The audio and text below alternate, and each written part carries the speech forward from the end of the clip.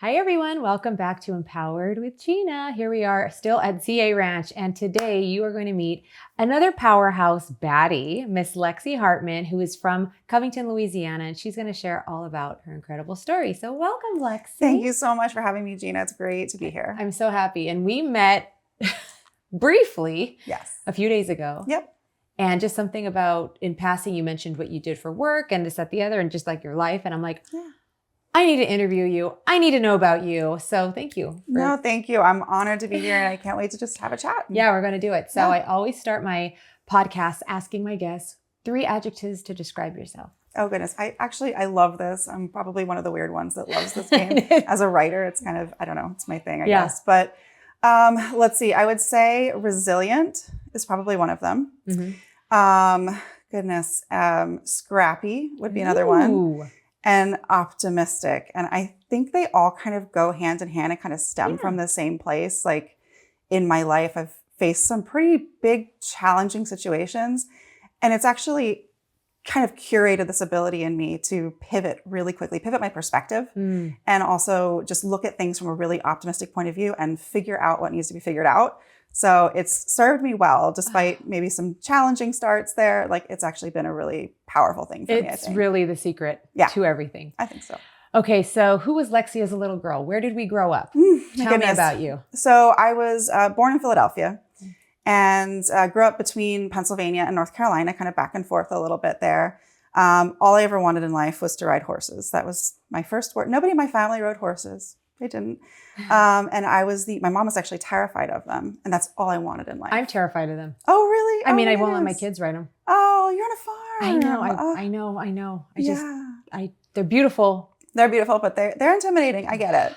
But I did wind up growing up riding, and that's pretty much all I did. And that became my identity for so long. So I competed and I rode up until probably later in high school and going into college. Is kind of when I stopped, got back into it as an adult. But yeah, that really truly sums up like little Lexi. That's all I wanted to do was ride. And you had family support. Yes, they did. My mom actually has become like the consummate horsewoman. She's had her own ranch since then. We still have a horse. She's had horses and she got over her fear and it actually became a huge part of her life too. I love that. It's such a strange journey, but yeah, that was a big part of it. Okay. And then so education, was that pushed in your family? Was it a big goal? You know, my parents are both entrepreneurs. They're both serial entrepreneurs, I would say. And so it truly did not play. So this is maybe shocking to some people. It didn't play a huge role in like traditional education and kind of our trajectory. We definitely, we went through school. I actually left high school early, started college, around 16, which was... So you're really smart. That's what I'm hearing. Well, it was kind of truthfully, it was the result of the school that I was going to up in Pennsylvania when I was living with my dad for a period. It was a very good school. The level of education was great. And then I moved back down to North Carolina, rural North Carolina at that time. And it was a school that was a little bit behind where I was. And, I would get in trouble for speaking too much French or Spanish in language class or making the kids feel bad, that kind of thing, which sounds terrible to say, but the decision was made to basically let me start college early. So got it. Was that a good decision, you think? In hindsight, I would say I wish I had stuck it through and stayed in high school and I don't think I was mature enough. That's what I've heard about kids who start earlier. It's not so much the academic, it's the social life experience and the social part. Yeah. And I don't think I really knew what I wanted to. It took me a really long time to figure out what I want to be when I grow up. And I don't think I still know that yet. Yeah, that's it's still kind of a process. Yeah. That's great. And so, okay, I know there's probably a lot of story to it, but how do you end up in Covington, Louisiana? Oh my goodness. So my stepmother, who's been my stepmother since I was 5, she's like another mother to me, or actually 7, I think. She's from this area originally, from New Orleans. And so we spent a lot of our lives, I have a twin brother. And so we spent a lot of our lives kind of bouncing around between the different places that they lived. They lived in a couple different places between Florida, Louisiana, and Pennsylvania. My mom was mostly in North Carolina. And so this area has always sort of been part of our, I don't know, journey, I guess. Yeah. And my brother made a decision to come here for college. So he's been here for maybe 20 years now, 20 some years. Yes. Okay. Yeah. And so he's been here. He married a girl from here. They were all on the South Shore. And then it was very random in a way. My husband and I, we were never planned to come here. We lived in Venezuela when we met. That's where we met. That's a story I want to talk about too. Okay, yeah. So maybe back up. Yes. We will put a pin in that because you got to hear about this. Tell me, first of all, fluent Spanish, like the most impeccable Spanish I've ever heard. And you're not Latina. No. Okay. Lived in Venezuela. Dances merengue and bachata and salsa and all of it. Okay. Let's talk about that story. Okay. Back up. Tell me about husband. How did this happen? Go. It is a very long story, but I'm going to try to do it in a nutshell. Okay. Like so many of these things, it started with a boy. Always does. Of course, it always does. And just kind of a childhood crush sort of situation. And through him, I wound up getting the opportunity to go and visit Venezuela in years ago. I don't remember how many years ago. Just like vacation. Just visit for 2 weeks. Yeah, I went down for 2 weeks, and kind of funny thing happened that I fell in love, not with him, but with the country, and ultimately with my husband, who happened to be somebody that he grew up with. Oh my God, I love this story. Such a crazy story. Somebody bring me a cocktail. And it is that kind of story for sure. But that's the very, very... How old were you? Okay, so when I went to Venezuela the first time, I was 21, I believe. Prime maybe. of your life. Wow. Yes. Now, I met my husband on my second trip down there, because during the first trip, I say I fell in love with the country. Okay. And then I wound up going back with the intention of, I'll stay for 2 months and just learn Spanish. And there's, of course, so much more to this story. But ultimately, I went down with the intention of staying for 2 months. That's when I met Carlos, and I did not leave. We ultimately got married down there in a civil ceremony. Stop. Had our church wedding up here. Yeah. So we lived down there for years. How long did you date before you married? About a year and a half. So you knew. Yeah. Well, I knew right from the beginning. I met him. Actually, we're coming up on our 18th anniversary in just a few weeks. And yeah. So it was an adventure for sure. Did you speak Spanish fluently when you first went? I did not. I've always been really good with languages. I'm kind of a parrot. My friends in Venezuela call me the guacamaya, the parrot that just repeats everything. And it's just kind of been a part of who I am. And it's funny that I didn't speak Spanish, but by the time I went to Venezuela, I was already dancing and performing and teaching salsa and all those things. So I knew the music really well. Oh, so it's in your soul already. I have, I guess, that boy to thank for it. It kind of planted that seed in me, I guess. Yeah. But I would dance, I would teach, perform, not on any kind of grand level, but it was something that I really loved to do. Yeah. After the horses, that kind of became part of my identity. And I would learn the music and be able to sing the songs without truly knowing what they meant. And I always joke that, when I would listen to one of the songs that I liked way back when, and now that I understand it, I listen to the words. I'm like, that doesn't mean what I thought it meant. Oh gosh. I know. Yeah. It's kind of shocking. It can some be of the shocking. songs we were singing along to. Yes. But it made it very easy for me to learn the language. But I was also very shy about it too.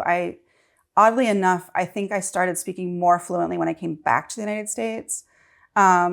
I don't know why. Married. Yeah. My husband spoke English. That was actually part of why we met, is that I was sort of the third wheel between two others on vacation. And this other guy went and got his brother. Oh, he speaks English. He'll talk to you for a little bit. And why did he speak English? He did pre-med in the United States. So he's a physician. And so he was studying in the United States for a while. So he had been here. So the stars aligned, as they do. They do. It was funny when I remember meeting him. It was during Semana Santa. And he came out and, looking all handsome and everything. And the first thing he says to me is, "Hey, how y'all doing?" I'm like, "I'm sorry, what?" I did not come to Venezuela for how y'all doing.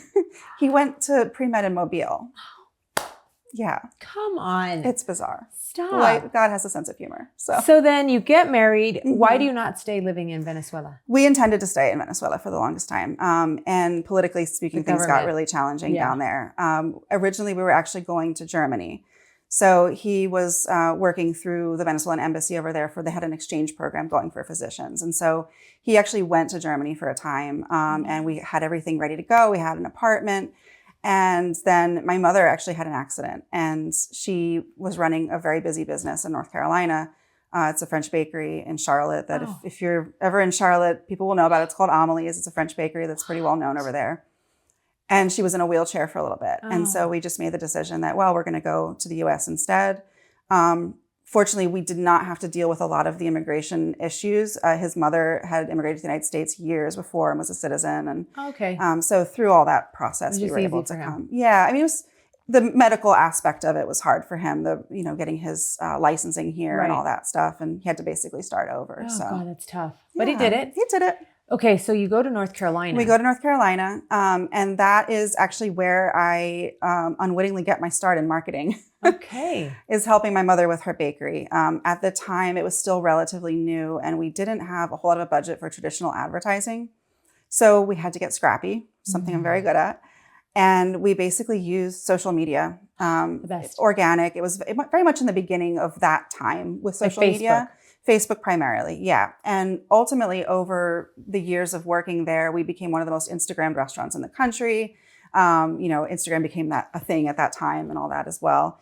And I just had so many opportunities there to learn. I thought I knew what I was doing back then. And I look back at it, I'm like, oh, goodness, no idea. But we figured things out. Figured it out. Yeah, we did. And it was just a phenomenal experience. So I continued there for a while. And then ultimately my husband matched into a residency in Arizona. Okay. And so we went to Arizona to Phoenix for his residency in internal medicine. And we wound up staying there for 7 years because he also wound up doing his infectious diseases fellowship at Mayo Clinic. So then he's there for his residency. What happens with this? You're growing and apparently this marketing genius. How do you do that from Arizona for North Carolina? So I tried the remote thing for a little bit, but it was actually a really good transition. I was, pregnant with my first daughter, kind of towards the end of his residency. And so it just kind of made sense at that point to kind of separate. The business was growing. My mom was exiting the business as well. And they had all these locations. They were going beyond the scope of what at that time I was prepared to provide. Okay.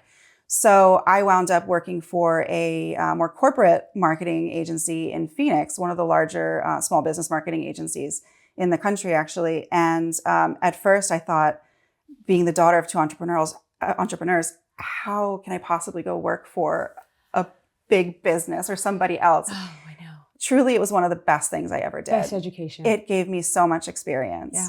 I started at the very bottom, and within 5 years, after 5 years of being there, I was their director of marketing, leading the marketing for that whole organization. So, yeah. And you're pregnant. And I was pregnant. I had both of my kids during that time that I was there. So you're climbing the corporate ladder. Yes. Having babies in a new city. Yes. In a new state. Yes. Okay. This is what I'm talking about. Okay. Because things like this can happen for anyone if you choose to do this. Okay, so you become the director. Then what? So I stayed there for a while. We just kept growing. I mean, it was just a phenomenal experience. And ultimately, after Carlos finished his fellowship, he was working in Phoenix for a little bit. And we kind of got the bug to see what else was out there. Okay. And started kind of casually looking for, positions for him. A lot of times when you're with a physician, it really depends on their job and where they, where they wind up going. And so we looked at a couple different options. But I was kind of craving, let me back up. One of our main things is that we had to be close to family. In Phoenix, we truly weren't. His mother had moved out there. His brother had moved out there for a time, but then they had moved on to California. And I didn't have any of my family there. My mother came out for a period of time with us, but then she went back to her retirement venture in the mountains in Tennessee. And so we were kind of alone there at that point, with the exception of my mother-in-law. And we have family here. I have family here. And my twin brother, my father, and my stepmother. In Covington? Well, they were actually on the South Shore at the time. Now they're all Louisiana. up here. Yes, but Louisiana. Yes. And so we made the decision he was basically offered a position at Ochsner in infectious diseases. And Ochsner is the largest hospital chain here. Correct. Yeah. Yes. So he works between the Ochsner Clinic here on the North Shore and St. Tammany Parish Hospital. He also will go down to the main campus and, do lectures and things like that. He's an HIV specialist and all that. So lots of interesting stuff there. So they offered him a job and we decided to come out here. Unfortunately, the timing of that was a little challenging, especially with him being in infectious diseases. We moved here in February of 2020. Oh my God. It was it was the second week of Mardi Gras, about the week that we became the hotspot for COVID in the country. And there's not a whole lot of infectious diseases physicians up here. So a lot of it. And I heard there was potentially a lot of opposition to COVID There was actually some- being real here. Yes, there was I some said that as nicely as I opposition. could. There was definitely some opposition, but I think what was really challenging about this for us is just with him, we didn't know, obviously nobody knew what was happening with COVID. Right. We didn't know, that we would ever come out of this phase of lockdown and all these sorts of things. And yes, there is a certain opposition to the science behind it and a lot of fear. And I understand that fear. Yeah. I truly do. Sure. We were all afraid in so many ways. But it was just this very chaotic period of, him coming home from the hospital, undressing in the backyard, coming in, like hosing things down, bleed. Grocery bags of bleach. Like we don't know. 2 young kids. Oh my gosh. And we had to move several times within the first few months During of being COVID. here because our intention was to stay at my parents' house while we house hunted. Them being, on the older side, we couldn't risk the exposure for them because of his job. So we moved within 2 weeks into an apartment. My kids had never been in an apartment before. They had always had a yard, so they were driving the neighbors crazy. So 2 weeks later, we finally found a rental, ultimately, and then we found our home. So Oh my God. it was just chaos for the first few years. And I would say that's probably one of the most challenging times that we've had, both personally and as a couple and as a family. I think that's true for so many people. So Absolutely. Yeah. And so during that time, the move, yes, the COVID, all, the world has flipped on its head. Yeah. You no longer are director of marketing. I was. When I first came here, I was working remotely. Everyone had kind of gone remote. But like a lot of moms with kids stuck at home, ultimately I was laid off in the summer of 2020. And I remember feeling a sense of relief as soon as it happened, because I really knew that my chapter there was over. I was so grateful for that time. It really taught me so much, but I had been wanting to start my own thing for a while. Okay. And so I'm like, okay, here's the opportunity to do that. So Carlos said, just take a few months, sit on it, sleep on it, see what you want to do. And then ultimately in the fall, I officially registered I Hart Content. We took our first paying client in January. Within 6 months, we were doing 6 figures, and we went from 0 to 6 figures in 6 months, basically. You see? Like that.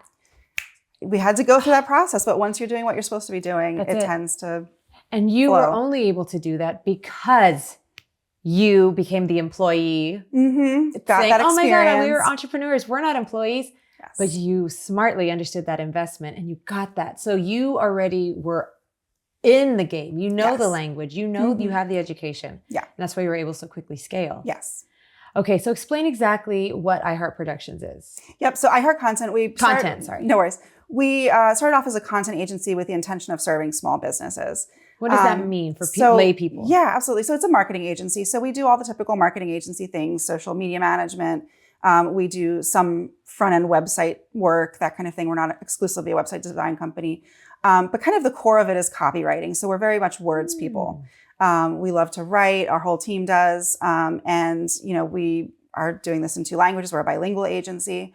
So that's kind of what it means, is that managing the overall marketing from a content perspective, from social media content, graphics, copywriting blogs, writing articles, ghostwriting, those kinds of things.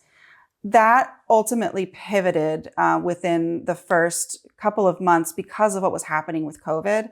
A lot of smaller businesses were not investing in newer or smaller agencies. They preferred to invest in larger agencies. And what we found was that the larger agencies were actually struggling with keeping butts in seats, I like to say. Okay. Their employees were leaving, they were going Remote, elsewhere, everyone was going remote. There was a lot of upheaval, and a lot of them didn't have the bandwidth. And so what we decided was, I'm coming from this leadership role in a very, very large agency that I helped scale. And I have this unique skill set. I can potentially help these smaller but more established agencies kind of get through that. So we stepped in as fractional support for them. Wow. Yeah. So then your client at that time was not only other agencies, because you were like more of a consultant for them? I would call it white label, basically. So we would come in behind the scenes, more like a temporary kind of plug and play team just to help for them get through that. Yes. Okay. So our whole goal was to step in and we would help them, and we still do this. In fact, some of our clients from back then are still our clients today. And we would help them kind of bridge the gap, basically, in whether it was a hiring gap or a skills gap, or they had demand from clients that they couldn't meet, the overflow work, they would send it to us, and we would basically step in as part of their team, either working completely behind the scenes. Mm-hmm. Sometimes we would also be client facing, and just give them the support that they needed to kind of give them some breathing room so that they could hire the right people. Because hiring is so challenging. Oh, you hire somebody and there's turnover and you invest so much into their training, and ultimately it doesn't work out. So we gave them basically the space to be able to find the right people for the job. And ultimately, through that flexibility that we gave them, they've come back to us over and over again. So one agency that we're working with right now was one of the very first ones that we worked with. And I'd say we've gone through probably 4 different periods of working with them. Sometimes for as long as, a year at a time. Yeah. So we're turning 5 this year, I believe. And it's just been such a great relationship. We really feel like we're part of that team. So that's the direction that we took for quite a while. Wow. And then I started feeling like something was missing. I started feeling a little bit out of alignment with what we were doing and the clients that we were serving, not necessarily just on the agency side, but in particular, some of the brand clients that we took on. And I felt like what I was doing was not really having an impact to the extent that I wanted. And I just did a lot of soul searching, and we actually let a lot of clients go at that time. Really? That's been a pattern for us. We are not afraid to separate from clients that are not aligned with us. And it doesn't have to be a bad thing. It doesn't have to be an uncomfortable thing. It can just be, you've outgrown us. And we always try to make sure that we have, we're there for the transition. But we did offboard several clients and decided that we wanted to focus on female founders and thought leaders. So you see, that's where we are today. And why I'm attracted to her.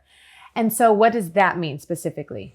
So we like to work with primarily mission-driven women who either founded a business or they are their business. Mm-hmm. They're a personal brand. They have a particular area of expertise, or they just have we like to say we tell the stories the world needs to hear. Yeah. So they have a message that is important. And that can look like so many different things. Mm-hmm. It can look like using eco-friendly materials in a product that you're developing, or it can look like, fighting against human trafficking. It can look like so many different things. Whatever that message was, they had to be passionate about it. It had to really mean something to them. And so that's the space that we've kind of stepped into, is helping support them. A lot of times they are absolutely brilliant at speaking and sharing that message. But when it comes to communicating it in writing or translating that into marketing or understanding how to set up their online presence in a way that feeds that funnel and gets them the business that allows them to continue sharing that message, that's where they're not quite as strong. And so we step in there and kind of fill in those pieces to help them get their message out. That's phenomenal. And so you saw, again, you listened to your internal barometer or navigator. Mm-hmm. You offloaded clients, which as a business owner, saying no to business. It's terrifying. You said that and I'm like, what? Because I know that feeling, but I also understand the strategy behind it. And so to do that, it's an investment to allow you to grow. Yes. And so people listening, no matter what business or what area they're in, taking a step back, so to speak, is not necessarily failing or not growing. Yes, absolutely not. I think it's actually necessary sometimes. Pushing forward when you don't feel aligned with the work that you're doing, or when you don't enjoy showing up and serving the people that you're serving, to me, it's not only just the worst feeling, it's bad for business. I think that the more, and this also aligns a lot with the way we feel about authenticity online. This is a big part of why we made that shift to begin with. I felt like a lot of the work that we were doing was feeding into the negativity on social media and the polarization, not so much politically, but just in general, the polarization and the toxicity overall in social media. There were a lot of filters and very aesthetic kind of things happening. And I noticed that my mental health was taking a sharp decline as a result of being involved in that. And I was feeling like I couldn't show up as myself online without a filter and without being posed a certain way, it became very, very, very toxic. Absolutely. And so I want to say about 2 years ago, that's when we really decided to make that pivot and started focusing only on clients that we could really show up to as ourselves, basically, me and my team. And it extends just beyond messaging too. It's also, can my kids be running around in the background during a meeting? If not, we can't work together. Yes. Never apologize for that. Yeah. If I can't show up to a meeting without makeup, Yeah. then we're not Exactly. a good fit. If you're not going to take me serious because I don't have lashes on and Right. I'm in my athleisure, yes, you don't get it then. you don't get it. And that's fine. And I'm just not for you. And there are plenty of people out there for you. Oh, So that's been really, I think, expansive for us. Revenue wise, yes, it's always scary when you're in that process of realignment. But it's necessary. And I think people often look at this process of realignment in their business as a one and done thing. And it's not. It's not. Because you will fall back into that scarcity mindset where you're like, I need to bring on this client. What if I don't get another client? What if I don't get another client? Oof. And I have learned in this experience that the universe always makes space. That's right. Always makes space. That's right. And I think through being I'm part of a community of a number of different female agency owners, spanning from multiple six figures to the 8-figure range, and we all deal with this. Yes, all of us. Yeah. It's not a small business problem. It's just a general business problem. Absolutely. And it's not a problem at all. At all. It's just Yeah. part of the mindset. Recognize it. Push through. Done. Yeah, absolutely. I have so many questions, but I'm going to have you back as a guest another time because this is the intro. You see what I mean? And I picked up that she was special and unique in the 3-4 minutes we were chatting the other night. And I'm like, okay, I got to dig deeper here. Oh, goodness. I'm just really grateful and thrilled that we've connected and you're sharing the story with the world. Because again, you are an example. People watching, you know how it works. Seeing is believing. And so literally from all over the world, helps the world and continuing to pivot. And so I'm going to provide all your information in the caption. Fabulous. For people to be able to reach out to Lexi and I Hart Productions. And I'm so grateful again for you being here. And thank you. I can't wait to do it again. Thank you so much for having me. I appreciate it. Bye-bye.